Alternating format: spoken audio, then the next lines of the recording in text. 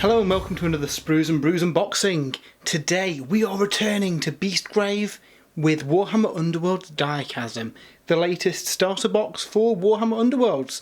So this is the fourth set I believe they put out now, and each season they tend to release a new box with updated cards, some new warbands in there and some updated rules and goodies. And yeah, Direchasm is the latest release in the series, and it looks very pretty indeed. So yeah, big thanks to Games Workshop who sent us a copy of Direchasm a little bit early to take a look with you guys. And yeah, I really enjoy Warhammer Underworlds. It's a nice kind of mid-ground between miniatures games like Warhammer and card deck building games like Magic the Gathering. It's yeah, an interesting combination of building a deck and playing with some miniatures. So yeah, we'll have a look at the box and see what we get. So if we flip it over, you can see that in here you get the core rules to play Warhammer Underworlds. You also get cards for both of the warbands in the box, as well as a set of cards that you can then use to customize those decks and create your own decks, which is pretty cool. And you get the two warbands. You get Myari's Purifiers, the Luminesce Realm Lords, and you get the Dread Pageant, the Mortals of Slaanesh Force, which hopefully should tie in with the January Slaanesh release that's coming up.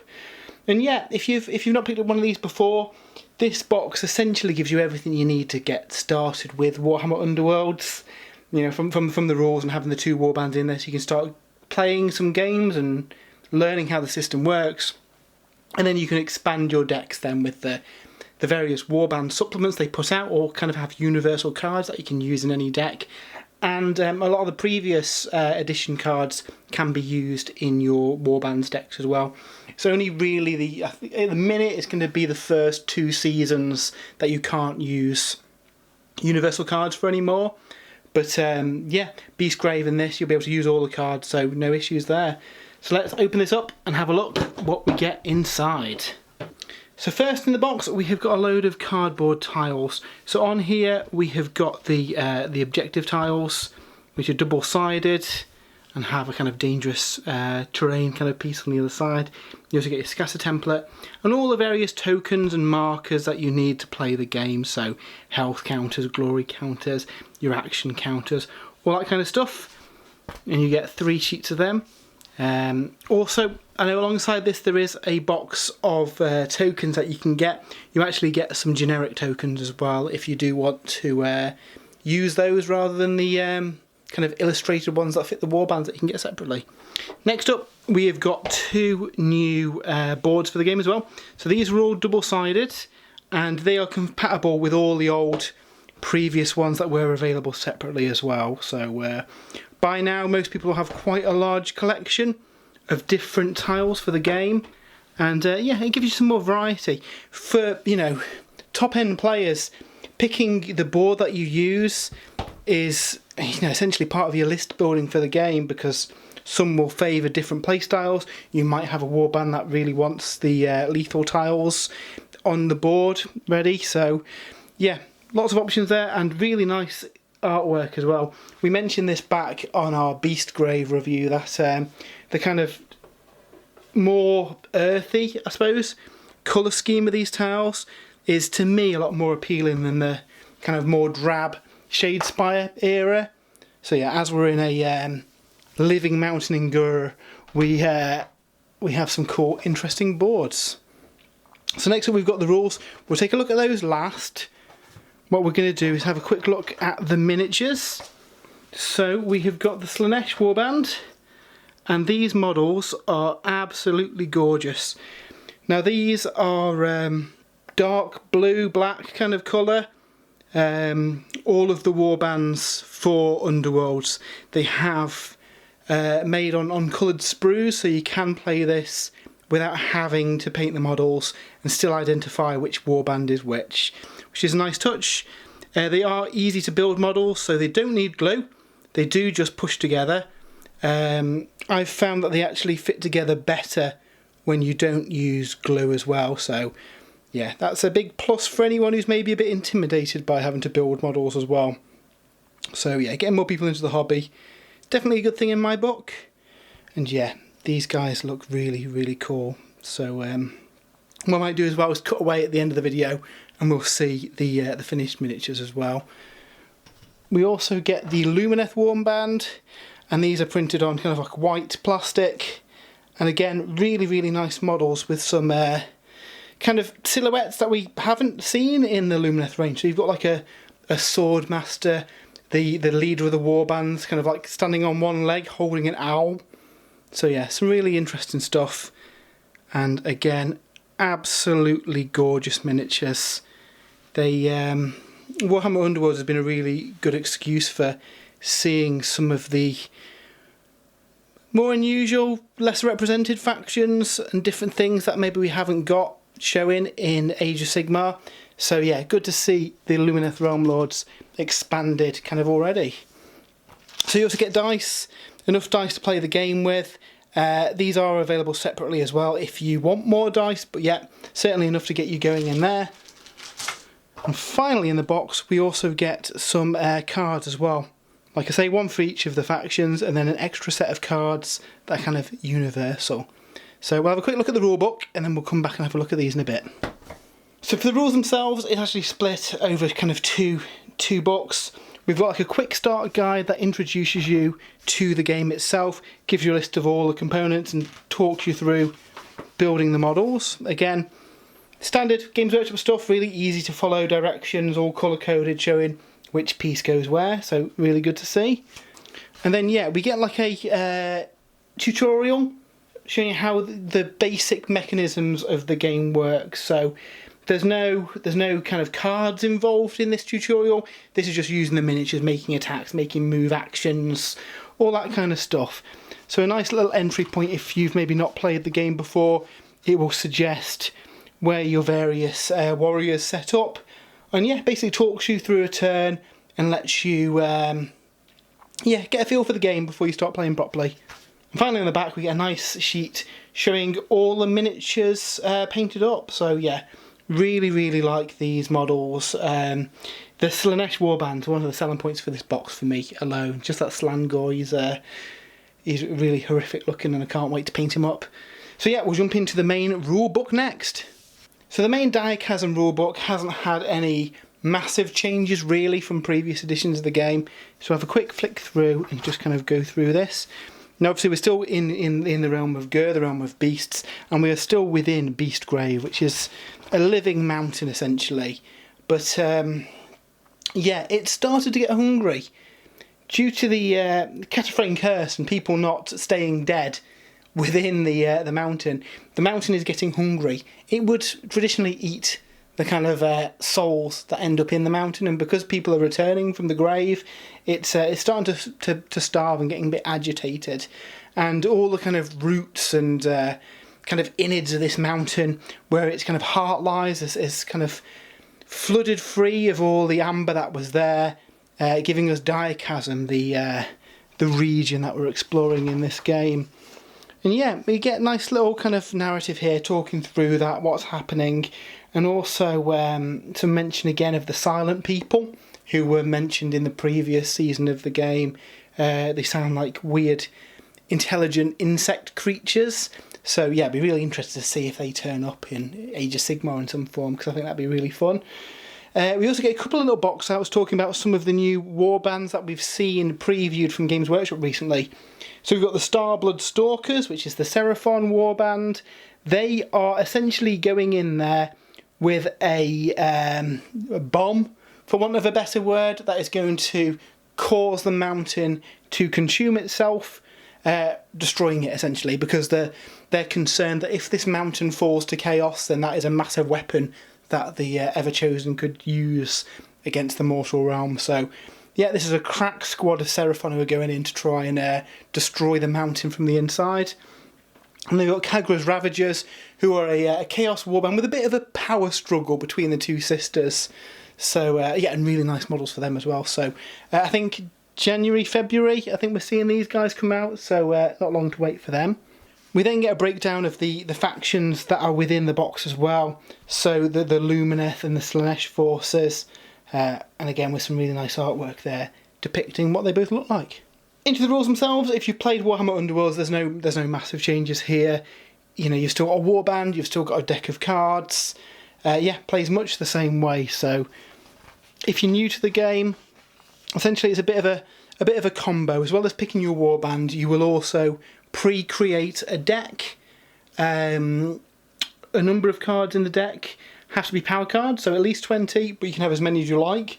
Obviously, if you limit the numbers, it makes it easier to draw the cards that you want. You know, if you've played Magic the Gathering, stuff like that before, similar kind of idea. You also have an objective card. It can contain 12 objectives, and no more than half of them can be surge objectives. So they're ones that you will achieve during a turn, where most objectives will be at the end of the turn you score if X, Y, Z. So yeah, essentially you create your decks based on them. There'll be lots of keyword interactions and rules, and yeah, it's one of the kind of games that rewards having all the multiple kind of expansions that come out for this, and building your dream deck that works really well with your warband.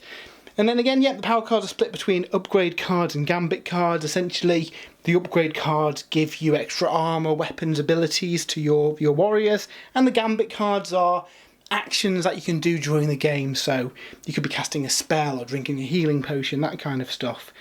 You can't have any multiple cards within your deck. They all have to be unique.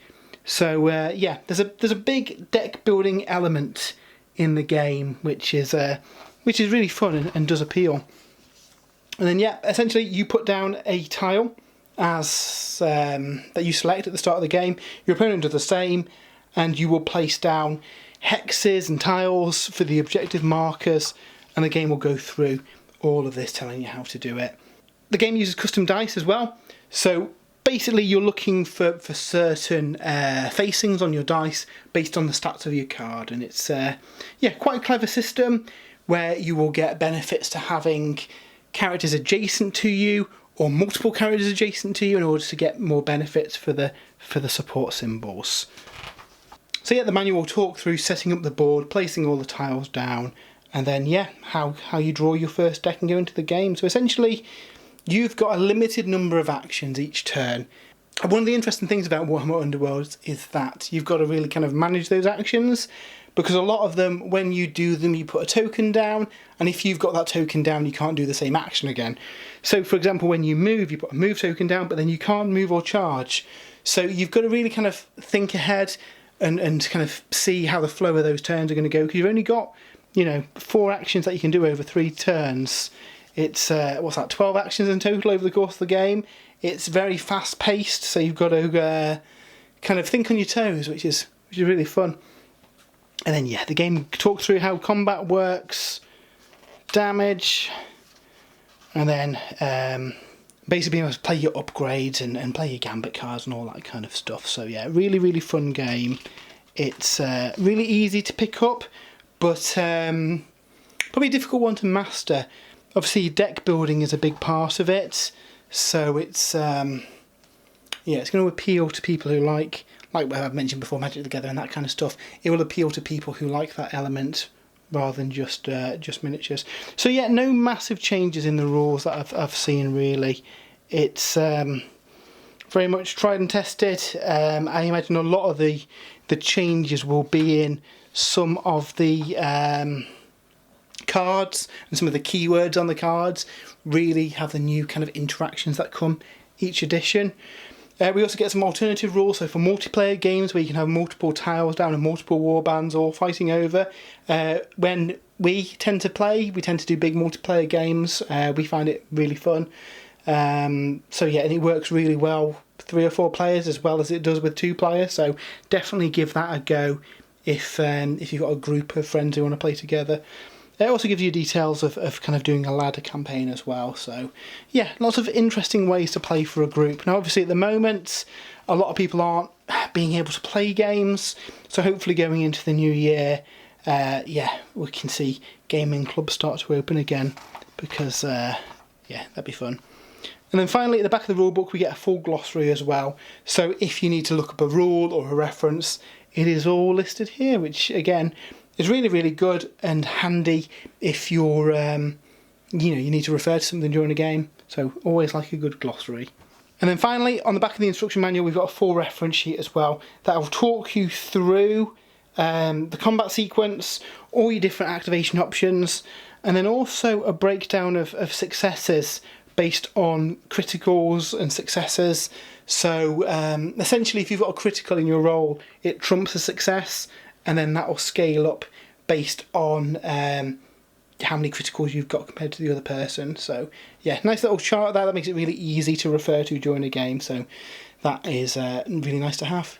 So in the box we also get 3 sets of cards, one for Myari's Purifiers, one for the Dread Pageant, and some extra cards to customise your deck. So let's have a quick look at these, starting with the Luminesce.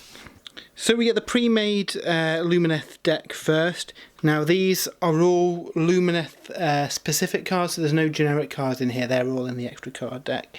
So we start with Myari Lightcaller, the Warband leader.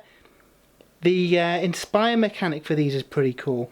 So if you make an attack, defense or casting roll that only contains successes, they inspire, which is pretty interesting and not something we've really seen before.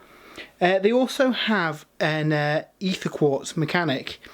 So the Lightcaller at the start of the game gives each friendly fighter 1 Ether Quartz counter, and they can either be spent to do stuff, or those cards that give them benefits if they've got an Ether Quartz counter on their card.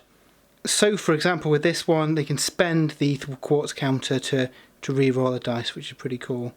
So we've got a range 3 spell attack, a range 2 hammer attack, which is pretty cool. And then when he inspires, we get some increases to those as well. So yeah, pretty cool. We then have Solana the Hunter. Basically this is the bow elf.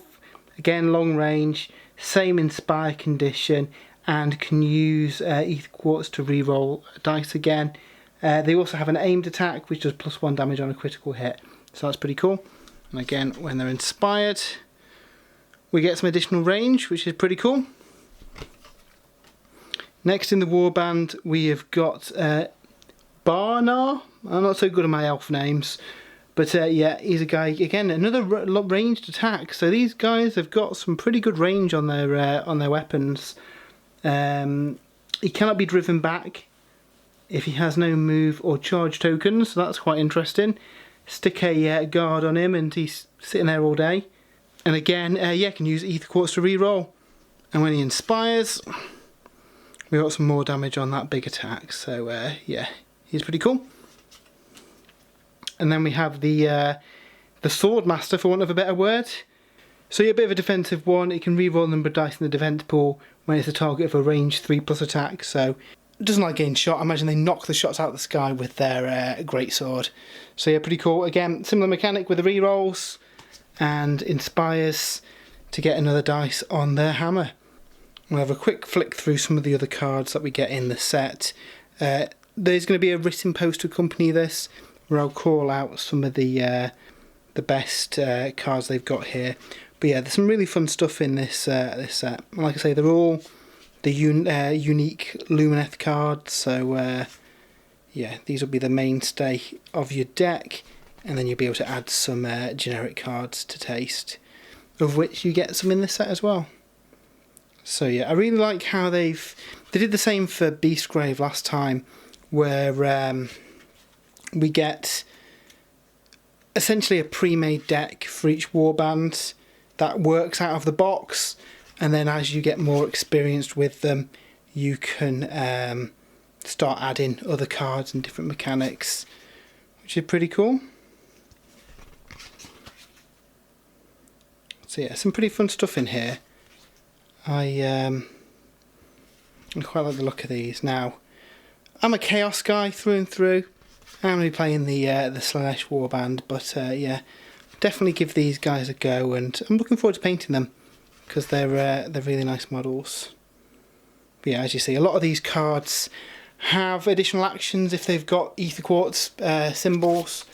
Onto the objectives. Again, we've got some fun stuff here.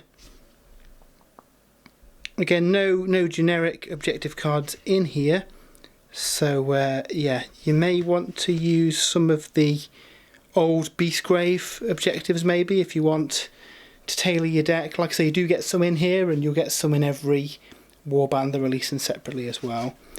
But yeah, there's some fun stuff in these objective cards. Again, with the limitation of only 6 of these being able to be surge cards as well. That's all accounted for here, so the deck is kind of legal and good to go straight out of the box.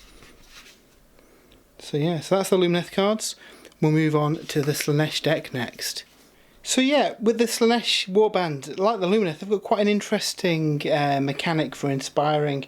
So they all inspire if surviving fighters on the table, so that is friendly and foe, have 6 or more wound counters.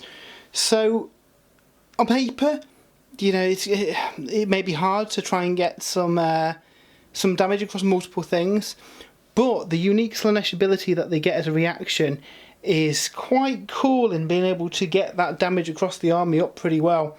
So as a reaction, they can either deal damage to a fighter or heal a fighter, essentially allowing them to heal the entire, to wound the entire warband. So if you can get a wound on all of them, plus wound a couple of enemy characters, then yeah, you can easily hit that inspire condition and then start healing yourself up the following turn. So pretty cool. He's pretty ace. And again, damage goes up when he inspires. We've got the Slangor. He's pretty beefy.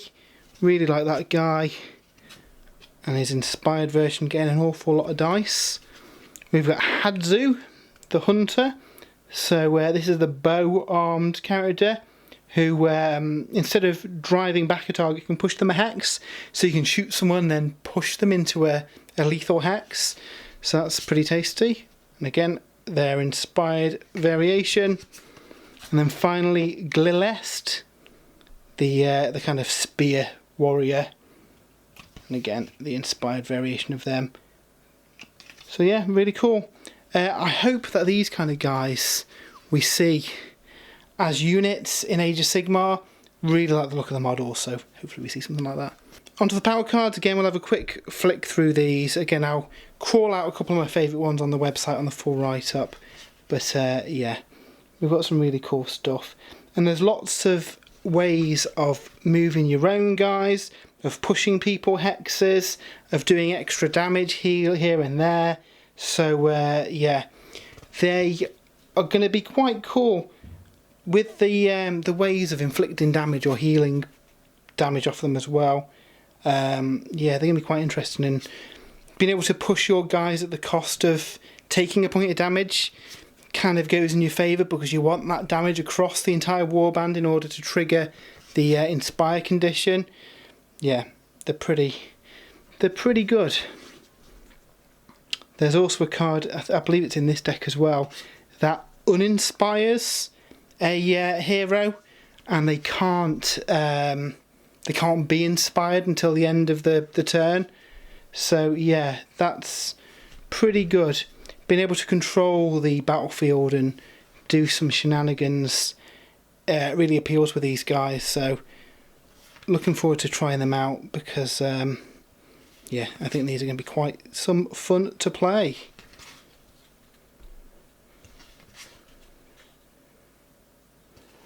And finally, we're on to the objective, starting with a really fun one. So if you've got 3 or more friendly fighters that are alive, and you've taken 3 or more enemy fighters out of action, you get 6 glory. Yeah, really, really cool. And yeah, again, these are all Luminesce based, so some fun stuff that works with the theme of the army, which is a nice change compared to some of the early ones. I think most of the decks were made up of generic cards, with a few warband specific ones kind of sprinkled in. This kind of goes the other route, where you kind of get the core deck for each warband, and then you can choose to modify them then using cards out of other supplements and out of the pack in the box. And speaking of which, we'll have a look at the generic cards that come in next. And finally, we come to the pack of extra cards to supplement your deck. Now, interestingly, we get a new rule mechanic in here as well, Primacy. So this is a new token that you get when a friendly fighter's attack action targets a fighter with no wound counters and takes them out of action. So essentially when they one-shot an enemy fighter, when you take an enemy leader out of action, or when you hold 4 or more objectives, you get the primacy token, and it could flick back and forth across the round. Then at the end of the round, one of your glory tokens flips back over, so you can respend it.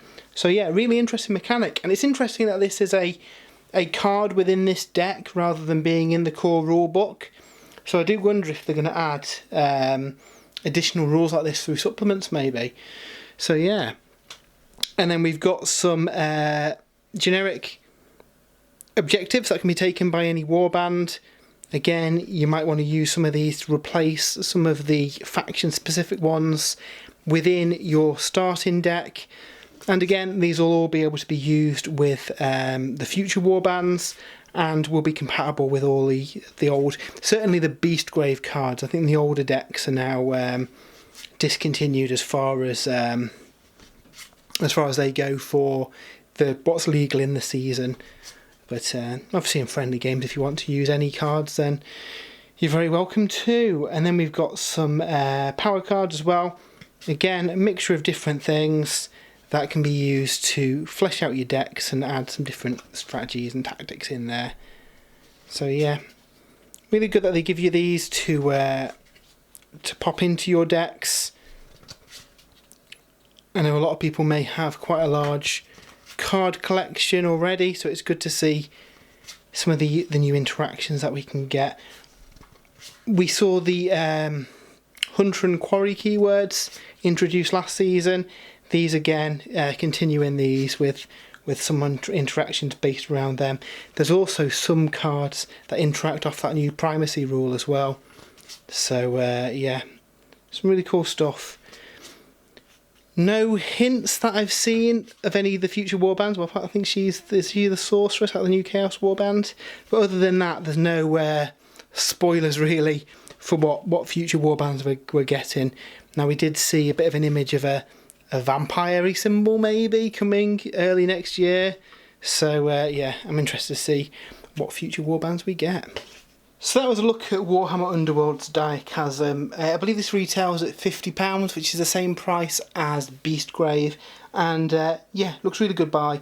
Obviously the miniatures alone are really, really nice, but as an entry point into playing Warhammer Underworlds, absolutely essential really to get all your kind of key cards and stuff. And yeah, a great addition to your Underworlds collection if you've played in a previous season. They have got a new warband coming out each month for the first part of the year. So yeah, it's going to be exciting to see what factions that we get there. So yeah, we're going to have a companion piece to this over on the website where we dive into the various cards and abilities that the various fighters have got in this set. So yeah, please check that out, and again, massive thanks to Games Workshop for sending us a copy of Direchasm out a little bit early so we could take a look at it. Hopefully someday soon, when the world returns to some kind of normality, we'll get some battle reports on, and maybe even stream some Warhammer Underworlds here on YouTube as well. But yeah, until next time, we will see you later. Hey guys, Future Matt here. We've had the models for a couple of days now and I managed to get some paint on them. So just wanted to show what the finished miniatures look like. They are really, really cool models. Obviously these are a rapid fire, day and a bit, battle ready kind of style. You could go absolutely to town with these. They're really, really nice models. We'll have a quick look at the Luminesce forces next as well. And the Luminesce models that are equally gorgeous. I think these are my favourite of the two warbands. I mean, I've got a big Luminesce army anyway, so yeah, definitely appealed getting some paint on these guys.